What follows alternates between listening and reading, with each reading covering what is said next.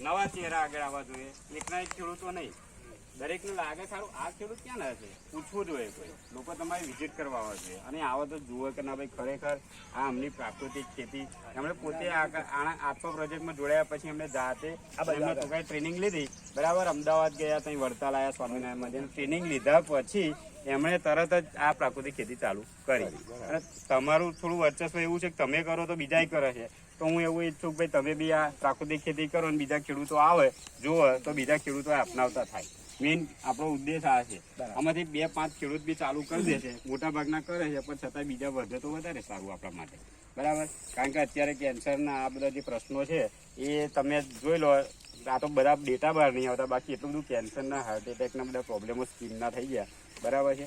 આ વસ્તુ પર જયા વગર છૂટકો નહીં આપણે પ્રાકૃતિક ખેતી. તમારે ખાવા માટે તો કમસે કમ આ કરવું જ પડશે, બરાબર. તમારા પોતાના ખાવા માટે વસ્તુ રમણભાઈ તમે કરો છો, કેવું લાગ્યું? જીવાત નહીં આવતી પહેલા તો, બરાબર છે. એટલે બધા ખેડૂતો અને આપણે ખાસ એ વિનંતી કે ભાઈ આપણે શરૂઆત જીવામૃતથી ચાલુ કરો, પછી જેમ જેમ જીવામૃત કરો, પછી ઘન જીવામૃત કરો, પછી આચ્છાદન કરો, બરાબર છે. પછી આ મિશ્ર પાક તો તમે કરે જ છે. આચ્છાદન લીલું ને સૂકું હોય. આ ઘાસ નથી કરતા ને એ લીલું આચ્છાદન જ છે. આ ઘાસ નહીં કરતા એ લીલું આચ્છાદન છે.